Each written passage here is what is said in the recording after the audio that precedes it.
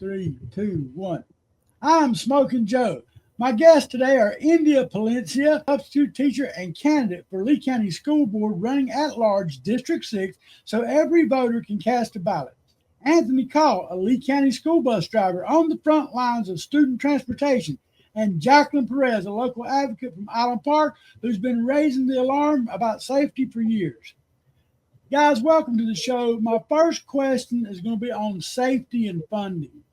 India, Jacqueline, and Anthony, we hear a lot about the $40 million for social, we hear a lot about the $40 million for school safety from Armor.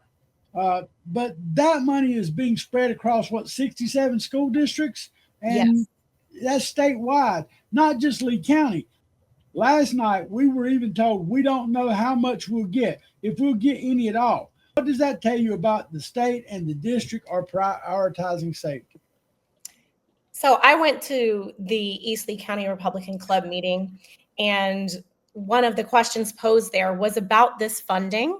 And I was under the impression that that $40 million was a win for Lee County and Lee County alone. As most of us were. Most of us were, and we were really excited about that because that was what had been kind of touted out there, only to find out from their government relations person that that was actually a collaborative effort from all of the school districts in the state of Florida to get that $40 million, and that it will be dispersed by the state, however the state sees fit. They don't know how that's going to be dispersed, if we're going to get any. It's disappointing to hear that that is the reality of things. So it kind of backs up the trend of what we see from communication from the district. So I have 3 kids, for example, and it reminds me of when I tell my kids to go clean their rooms. And when I go to the room is like spotless, but then I open up the closet and everything comes tumbling out. So if you just scratch beneath the surface of every communication, it almost always seems there's something else that we find out that negates the entire communication. And what that really just does is it erodes the trust the public has in our school district and ultimately impacts our kids and their success. Well, Jacqueline, I know you've been following this funding, and we've seen several meetings where school board officials has basically said they lobbied for this and won it for Lee County, and that's not the case. No, obviously not. And I think we have 67, if I'm not mistaken, school districts throughout the state of Florida. So then you could divvy that up with that amount of money, and I'm sure they're going to base it on size. So we're probably going to get way under $1 million, maybe anywhere. It's only $40 million. You divide that by 60. Yeah. That ain't $1 million apiece. So it's the way they're touting it. It's part of their propaganda, typical Lee County School District propaganda to hype themselves up. And it's an upcoming election year, so we're going to see a lot of fairy tales and big fables being put out there by the running school board members who want to be reelected again. Well, Anthony, you're in the West Compound bus depot. Now, if any of that money could go to you, where do you think those resources could be best used at the school bus depots? Well, I will tell you, over the summer we had a training, for our buses, and they did security training in case hostage situations and everything. And I was really happy with that training that they're trying to do. And they did teach us a lot, I will say, being in the industry of towing and transportation all these years. They did teach me some things that I did not know. I was really happy that the county provided that for us, the school district. Good. But I do think that there's a lot more that can be done. We're still having problems with our systems in our buses, tracking the kids to get on and get off.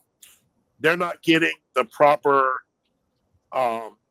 how do you say, the proper paperwork, the proper badges to scan in, scan out. Children lose things, and they lose them all the time. Yeah. So us trying to get that taken care of is very difficult. And now we have more security. We have to punch in a number to come through the door. We've been required this year to carry our badges at all times.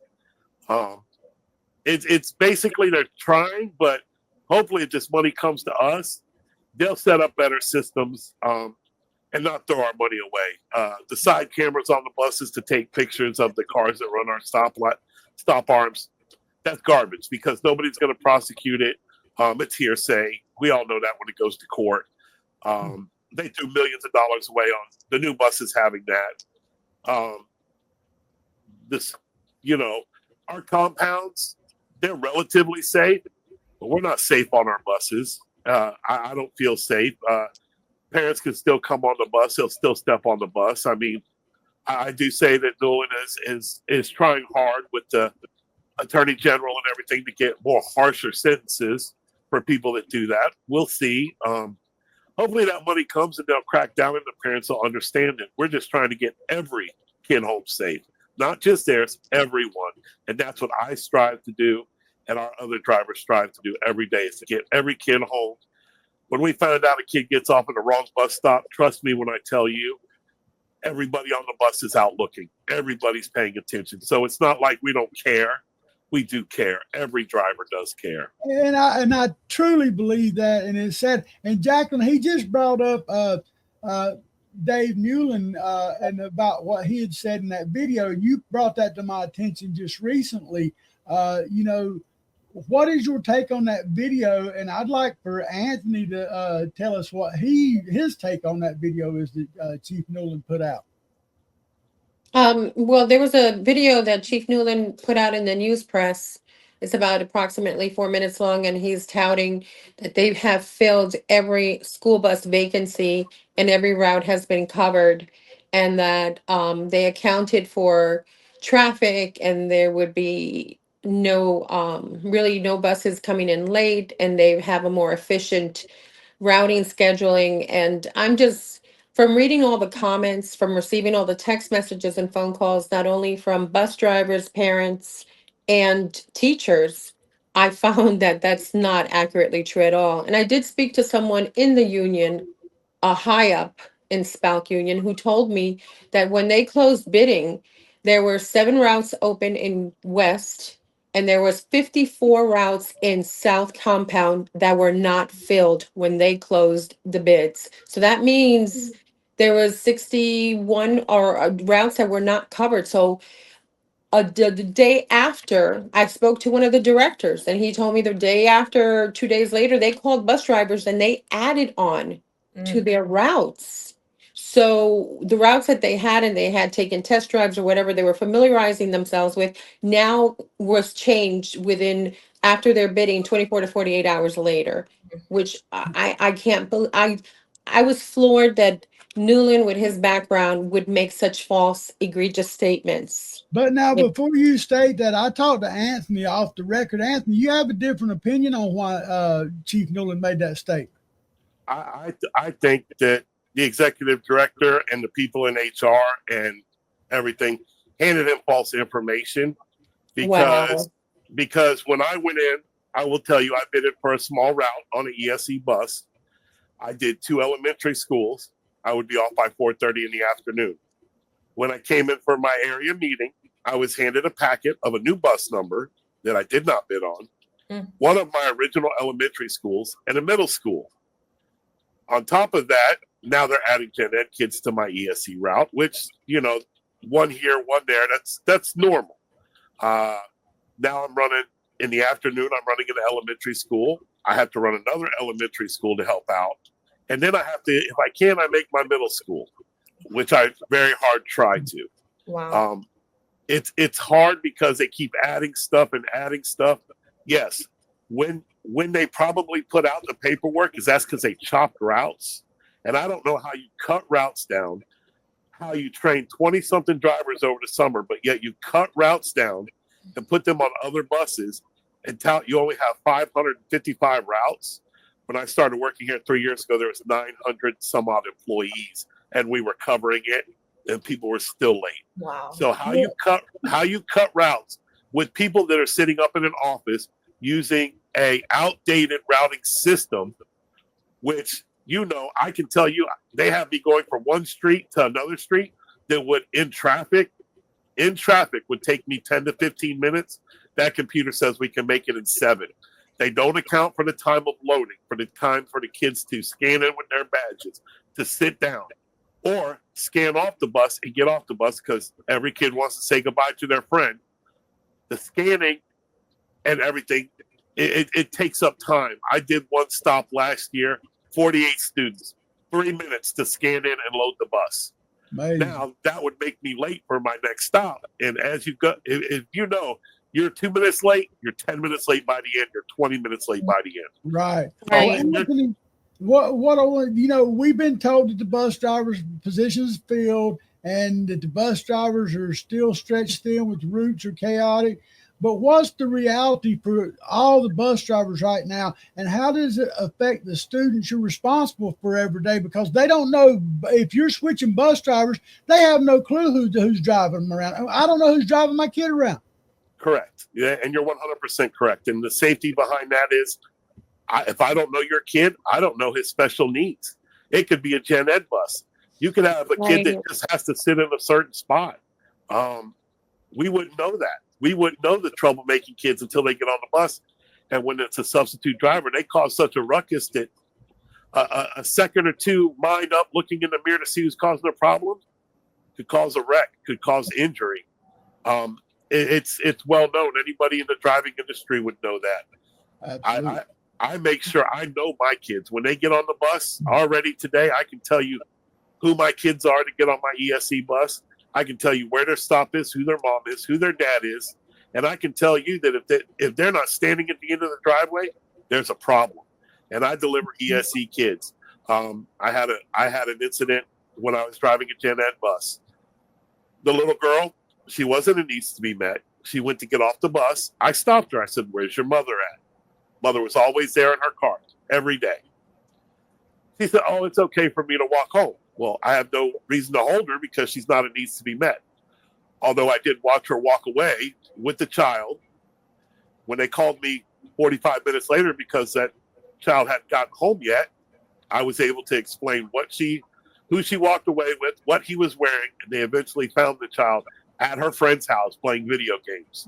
Yeah, see, that's why we need familiar faces handling these buses with our children. And I really applaud you bus drivers that Yes.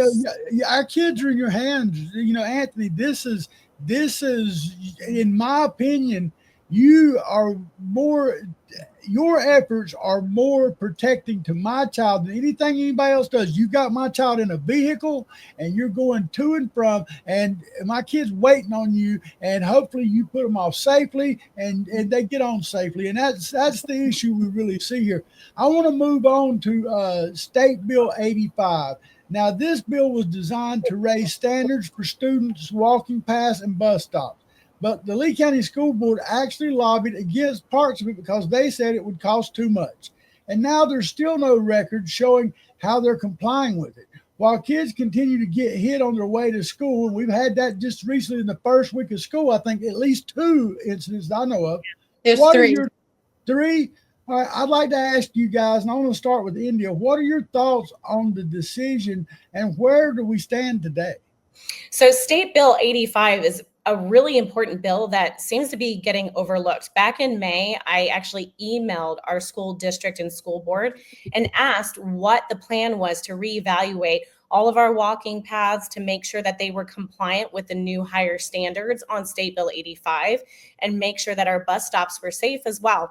And I received crickets in return. I still to this day have not received a response. And when I was at the East Lee County Republican Club, I asked that of the government relations employee, and she's like, "Well, I know that we went to Tallahassee to fight against a few things that just weren't going to make sense for our budget." And I saw that go back and forth when it was in committee, and they kept removing and changing the standards to be less stringent, less intense. When, as a parent in Lee County with my kids who were riding the bus, that was alarming to me. With my experience, the whole reason I got involved in our school district was because of a bus stop that was highly unsafe.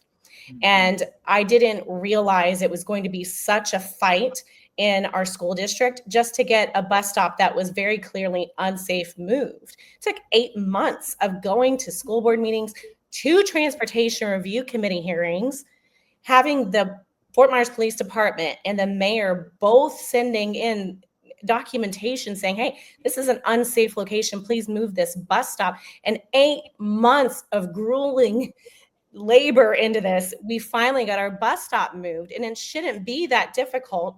And when they changed the standards on State Bill 85, I had hopes that we would review all of these things, but there has been absolutely nothing communicated about how they plan to stay in compliance with the new laws. And when you look at it, we have kids out on like State Road 82. We have kids across our county where the traffic is fast moving. And part of State Bill 85 talks about when they have to walk along fast moving traffic roadways, that they need to have transportation. So I want parents to understand they have rights with this state bill that was passed. And that's going to be communicated to you by our school district. But now you said that about them being safe. Didn't our district just extend the distance by like to 2 miles that students had to walk if they were within 2 miles? Yes. So if they're 2 miles or more from the school, they have to walk. And previously, before State Bill 85, they had higher standards for walkers who were K through 6. And now with new State Bill 85, that is K through 12. Yeah, could you imagine a kindergartner, first grader, second grader walking down State Road 82 to get to a school? It's mind-boggling. Like I live off Tree Line Avenue, and the posted speed limit is 45 miles an hour. And I can tell you absolutely 0 people in Lee County go 45 miles an hour. They're going anywhere between 55 to 65 miles an hour. That is a 75 cut through for people. And they expect children to walk from our community over to Tree Line Avenue because it's technically less than 2 miles. So they're supposed to be walking, but it would be insane to put your kid, a kindergartner, to walk from Tree Line Avenue, like all the way down that dangerous roadway. It's just nuts. And so the expectation of that is unrealistic, in my opinion. And that is something that we've been battling with our school district. And when you have these kids out there, it's so unsafe. And forget about the fact that it might even be an unsafe neighborhood. So I know these children have been hit in divided roadways, and the one was hit in a crosswalk in Lehigh Acres. Right. We're supposed to have higher standards for those kids. So in my opinion, we're failing them. We're failing our mandate to protect our kids. I agree with that. Jacqueline, me and you both, we're kind of like somebody that usually when somebody has an issue, like India was talking about, the bus stop or their kids having problems, me and you usually get that call from the parent first. And you've been a wonderful advocate for the parents and the teachers and support staff alike. How much more or how many more complaints are you seeing since they raised this to the 2 mile proximity? I know that there are parents that are going to be coming to the school board meeting at the next meeting that are going to be complaining. I've received probably, believe it or not, more complaints this year from employees that feel that it's not safe and they're worried about the kids, from bus drivers being overstressed, not even having enough time to go to the bathroom or eat anything. Is that right, Anthony? Because that's the calls that I've been getting from bus drivers. That I had one crying on me to the phone. She said she had an accident, she stressing, going from one stop to the other, asking she had to stop. They told her to keep going. That is correct. They do tell us if we have to, we can stop, but it's then again, then you have the school that's watching your where's my bus going? Why are they stopped at the 7-Eleven? Well, they have to go to the bathroom. And India, on your aspect too, I used to have stops down Slater Road and all Grade Road. Let me tell you how scared I was when I was dropping kids off at those sections. It's roads all over. People are on their phones. They're not paying attention. They're driving around the bus. It's bad, and I don't want it to see. There's No, no easement on them roads. There's no sidewalks. There's nowhere but the road, and most of that usually slopes down because that's all like cattle and agriculture style land. Yeah, it's all ditch. So there's no place to go. If somebody can't get stopped in time, I don't know how many times I've had semis slam on their brakes as I have my stop arms out and praying that they get stopped. And still the kids are on the bus, but anybody in the trucking business knows anything can happen when a truck starts sliding. And to Anthony's point, how dangerous that area is. I can remember years ago, a young man I knew who was a Marine. He had just got out of the Marines. His mother lived down there, and he was walking down that street to come down Slater to come up toward the Circle K or whatever. Yep. And that boy was killed on that road. That was a grown man in daylight because there's nowhere for him to go. Mm. And we expect our children to go out onto that. It's unbelievable. It's crazy. I do need to say, though, with the state bill, I want parents to know that they actually have to respond within 72 hours if a parent makes a complaint or anyone makes a complaint about a location. They have to go out there and investigate it. And it's not just the school district. It has to be local government officials as well. And they have to go out there and investigate and decide if it's compliant or non-compliant with State Bill 85. And if it's non-compliant, they have to fix it, or they have to provide transportation for that kid. And a lot of times our school district won't communicate that to you. I hear from so many parents who call into the school district and we just get like a hard no from the jump. They don't care. They don't want you to go past them. They're just like, nope, sorry, that's the policy. Well, parents need to know that we have a transportation review committee that they can go online and apply to get in front of. And if they don't get what they need from that transportation review committee, they can certainly take their case up with our school district at the school board meetings. But we have to make sure that we're vocal, and they count on people giving up because they make the process so difficult.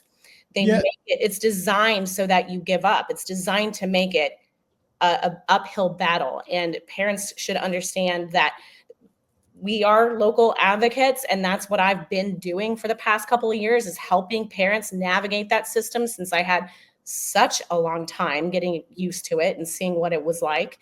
And unfortunately, we have to be resources for our parents just so that they can get what they need to keep their kids safe, instead of our school district and our school board stepping up and doing the right thing and being proactive.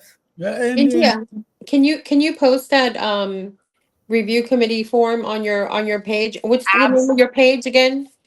So I have my Facebook page. All of my social media will track to Palencia for Us, and my website is palenciaforus.com. And I will absolutely share that link to the Transportation Review Committee. You can go in there. It's a one-page that you just fill out your information and you type in what your issue is, and that goes to the Transportation Review Committee. And that committee is made up of different people from across the district and local parents, as well as administrative people. So you get to go in there and present your case and talk about what your issue is and really explain it to them on a personal level. Now, it's not a guarantee that you're going to get what you need. In fact, I had an experience in my first transportation review committee where there's supposed to be a school board attorney there, and they were omitted in the first transportation review committee.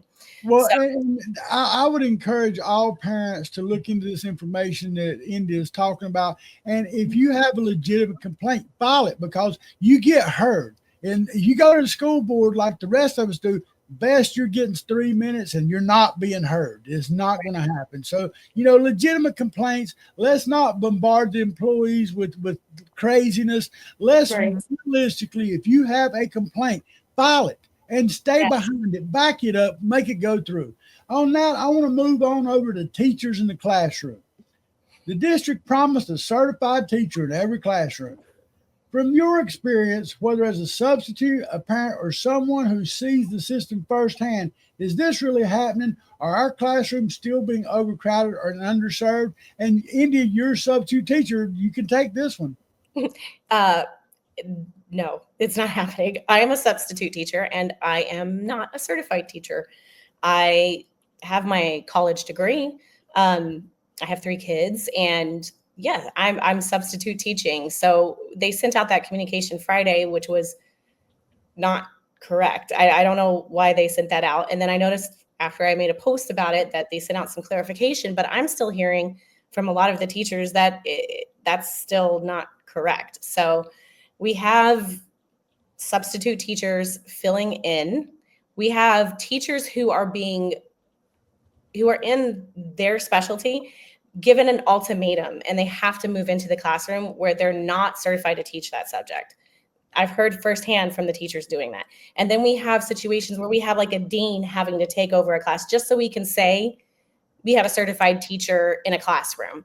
And this was even in the follow-up email that they sent out Friday, they're encouraging our teachers to spend their planning period, and we'll pay them, but spend your planning period. The only time of the day that you have to get your stuff together, spend that time covering another class so that we can say we have a certified teacher in every classroom.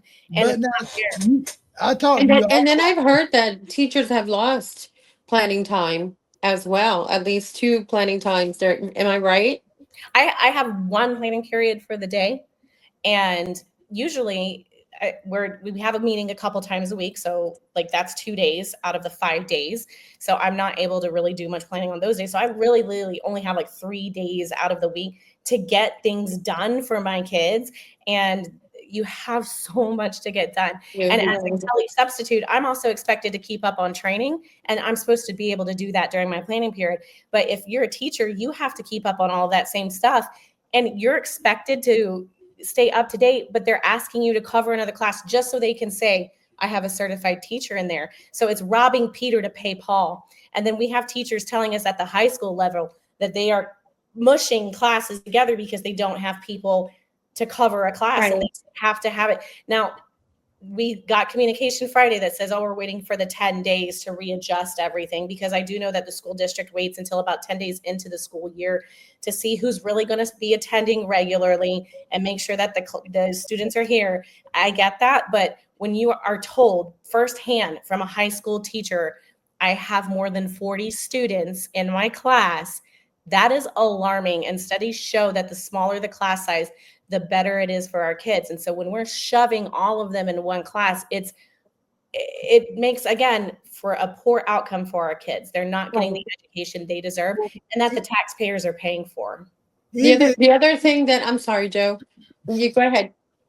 Indy, you brought up to me off the air that some of the teachers may be certified, but they're not certified or proficient in the classes they Right. are teaching. So, but however, that covers the districts behind because they are actually a certified teacher. Yep. It's a technicality. It's just a technicality. So I might be certified in physical education, but I was approached as a physical education teacher, and they said, well, listen, we need you to go teach biology. And I'm like, well, I'm not certified in biology, but you're a certified teacher. We need a certified teacher in every classroom.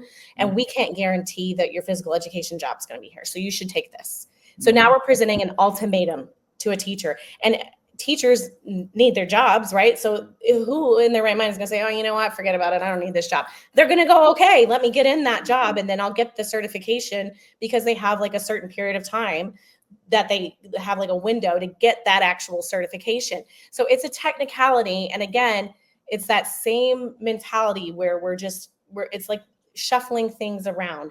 And at the end of the day, it creates a vacuum where that person was originally. Right. So we might have an ESOL teacher who is moving out of being an ESOL teacher into a classroom to teach like 3rd grade, but now we need an ESOL teacher. And where are we going to find that? Again, we're robbing Peter to pay Paul, and we're not impacting the systemic change that our teachers really need. And it all goes back to, we don't want to pay the teachers. Well, it seems like, and that's the other complaint that I received from teachers and from a retired administrator, was that they had brought over teachers from other countries, and they placed them in classes. One example in North Fort Myers is an intensive reading class, and the children and even the teachers don't understand the teacher's English, and she's teaching reading. You know, so that kind of defeats the purpose, doesn't it? Yeah, well, and that's what India was talking about. It sounds like the old saying, "Fake it till you make it." They just gonna keep telling you stuff until you believe it, and then hopefully they'll get a certified teacher by the time by the time the end of the school year is. They'll make their promises full before it's time for election again. Joe, I want to ask India, what happened to the standards of the schools? It's gotten to the point where when I was in high school here in Lee County, we had a certain thing that we could wear to high school. We couldn't come in our pajamas, our shoes, everything. We were brought in because we were being taught that after 4 years, we were out in the real world. Mm-hmm. You know, what is that doing for us not having our certified teachers and teachers that teach that sort of stuff?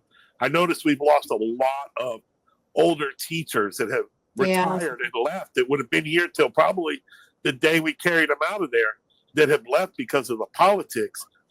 Don't get me wrong. Some of these young teachers, my 9-year-old has a really good young teacher.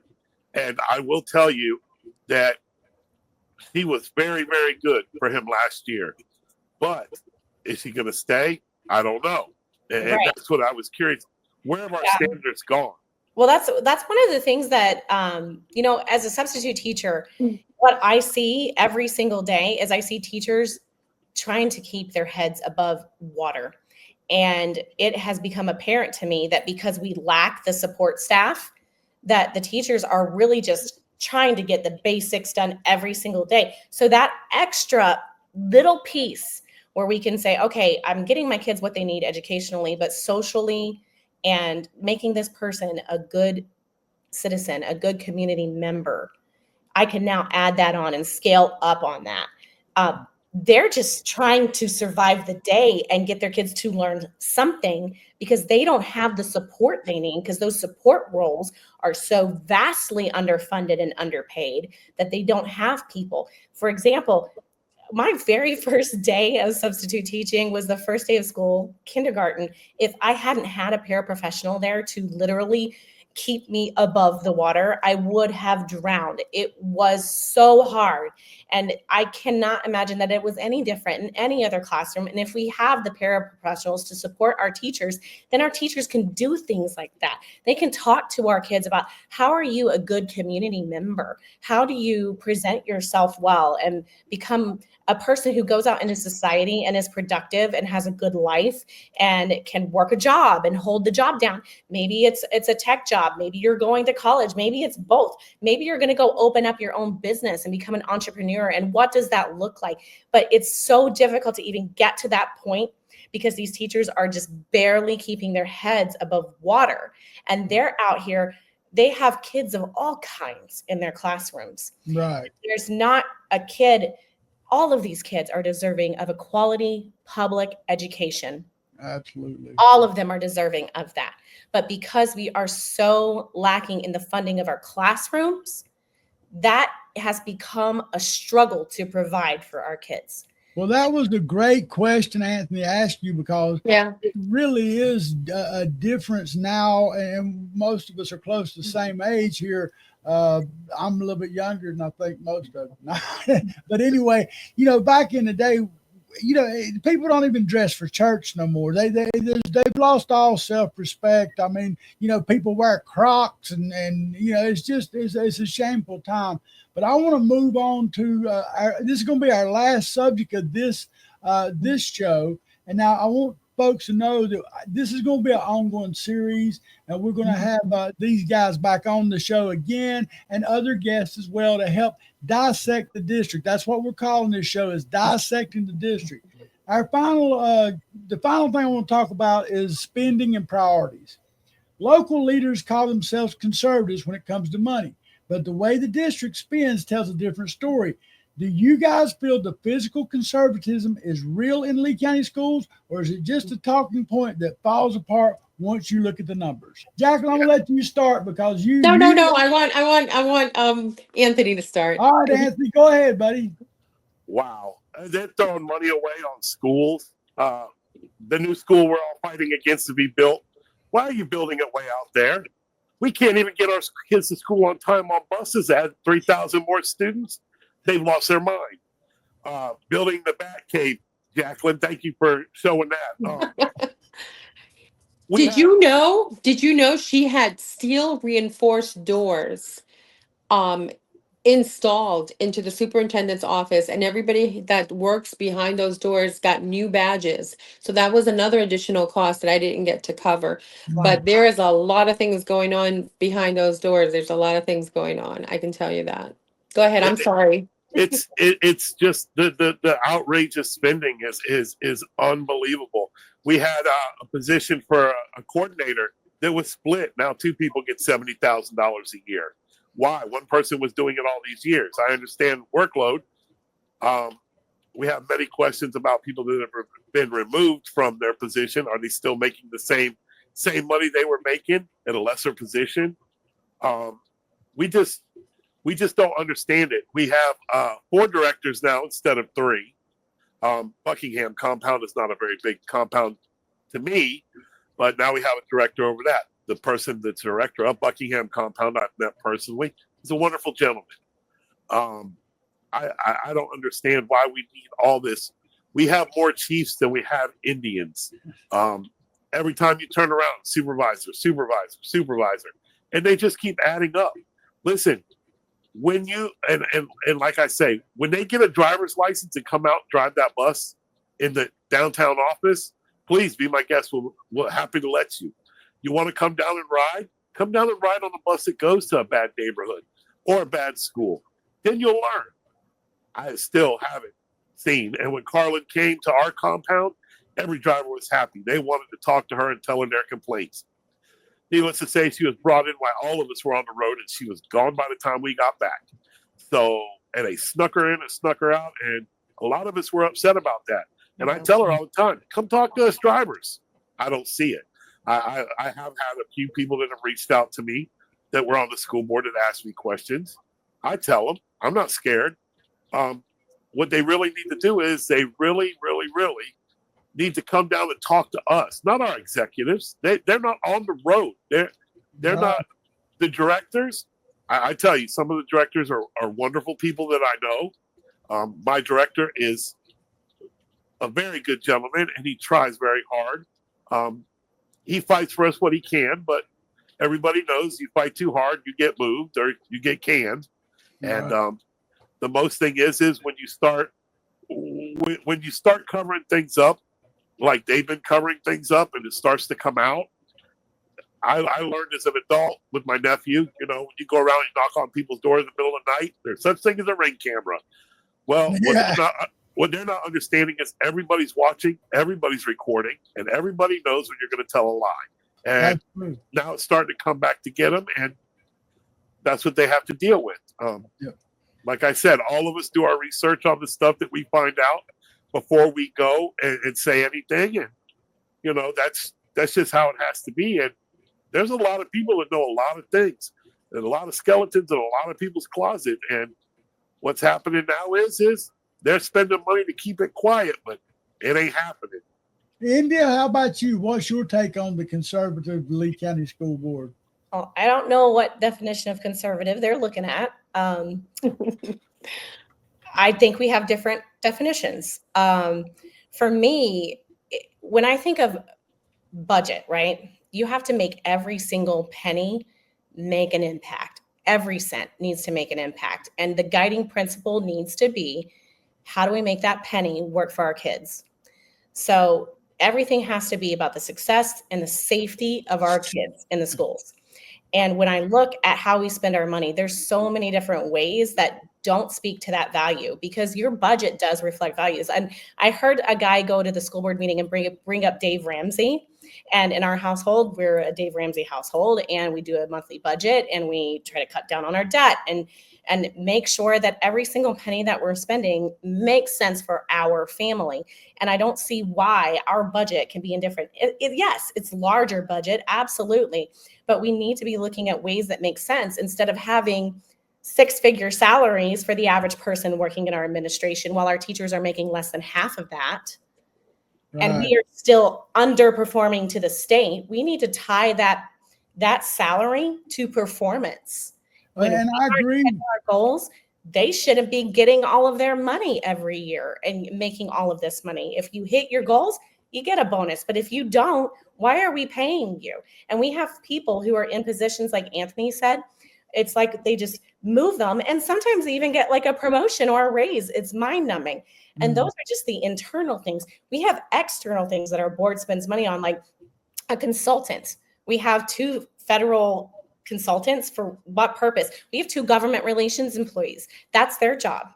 Why are we hiring 2 external people? Why are we spending money on that? Absolutely. And if we take all of these little things, those are ways that we can start the ball rolling to fix the issues in our district. And truly, the issue is engagement. Our teachers are not being engaged by our leadership that is in the administrative building and on our school board. There's no engagement there. There's no engagement with our families in our community. So we wonder why our families, they don't care. It's because they get emails that tell them stuff that's not true, and they don't trust our school district. There's no engagement to give them any incentive to care about what's happening. And it's because we're not investing in that engagement with our community and our teachers and our staff. We're investing in, hey, my friend over here wants to get this job, and let me pay them 6 figures because I like them. Or, hey, I'm going to go hire this company and let me pay them a lot of money because I like them. And let me give this person a construction contract because, we think they're great. I mean, we have to make sure that every single cent that is spent is going to positively impact our kids. And be accounted for. Be accounted for.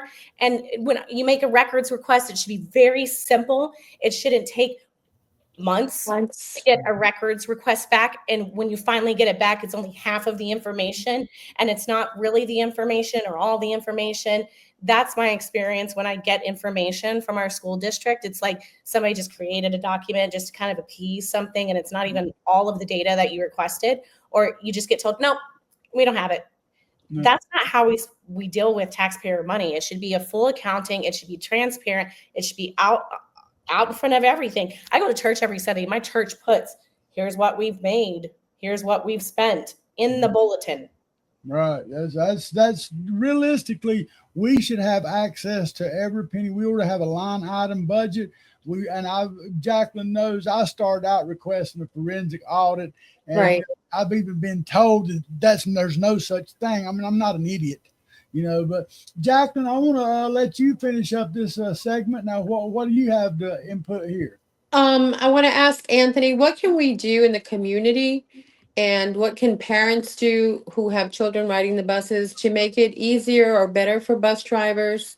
Do you have any suggestions? And by the way, I love your suggestion that the higher ups and the board members should come down, maybe get on a bus and ride the day with you guys. In India, maybe the board members, so they know what you guys are going through, maybe they need to go and sit in a classroom all day and see what teachers are enduring as well.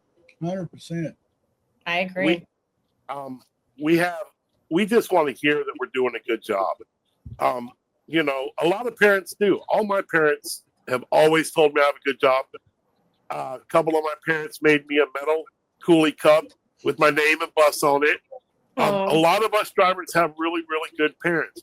What we would like to ask is, please at least have your kids there 5 minutes early. That way we know we can get to them. Even if we're running late, if they're there and ready to get on the bus, it helps us. My thing is if you have a problem with your bus stop, please, it's not us bus drivers that can change it. It's our safety department.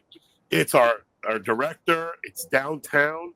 They yell at us, and there's not much we can do.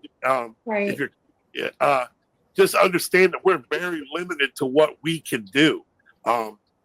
We try to control every situation. It's just hard. And I tell teachers all the time, I laugh, I say, I understand you want to raise, but we want to raise too. Because remember, the same students that you have in your classroom, we have them in a small space on a bus with sometimes 70 to 77 kids on a bus. And we hold to the max sometimes, 3 to a seat in elementary school. Sometimes they just got to understand that we have all those personalities by going 45, 50 miles an hour in the rain. People that don't really know how to drive, that aren't paying attention. We just need people to understand that that's what we do, and we appreciate our parents.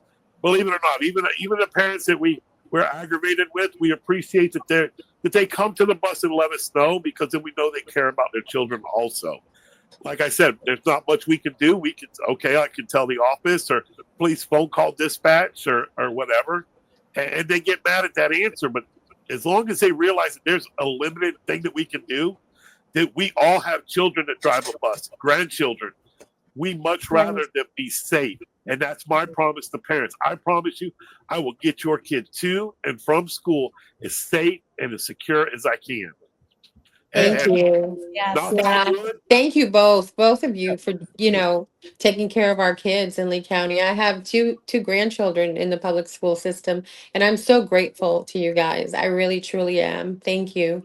Yeah, and I got two young daughters in the system, and I have to say this, the teachers and the bus drivers, y'all are the ones that have the most interaction with parents and children, not the district. Most of the district don't even know who the parents are unless they walk up there and speak for 3 minutes. Mm-hmm. So I also want to make a point too, real quick. Please, in this conversation, do not forget our janitors and our cafeteria staff and our paraprofessionals, because trust me, every day at the bus ramp when I have paraprofessionals put their kids on the bus, let me tell you, they're a godsend. They make us smile. Mm-hmm. Our wonderful janitor at West Compound makes sure she says hello to everybody. I know janitors in schools that go out of their way, cafeteria people that go out of their way. Mm-hmm. They're very important to us drivers too. When we have a sick kid on the bus, the janitor brings out the cleaning supplies so that we can get it cleaned up. And sometimes they're not as well known as us drivers and teachers, mm-hmm. but trust me, if they weren't there, the schools wouldn't run either. No, that's a great point, Anthony. I appreciate you pointing that out. Well, India, Anthony, Jacqueline, I appreciate each of you bringing your voice to this conversation. The safety of our kids, the accountability of our school board, and the honesty of our leaders, it all matters. Folks, remember, this isn't politics. This is your children, your tax dollars, your community. India's race is countywide. Every voter has a say, and people like Anthony, Jacqueline are living the impact of these policies every day. This has been Dissecting the District on the Cracker Culture Podcast. I'm your host, Smokin Joe, and I would like for you to stay sharp, stay loud, and don't let the district spin replace the truth. Thank you, guys. I really appreciate it. Thank you, everyone. Bye.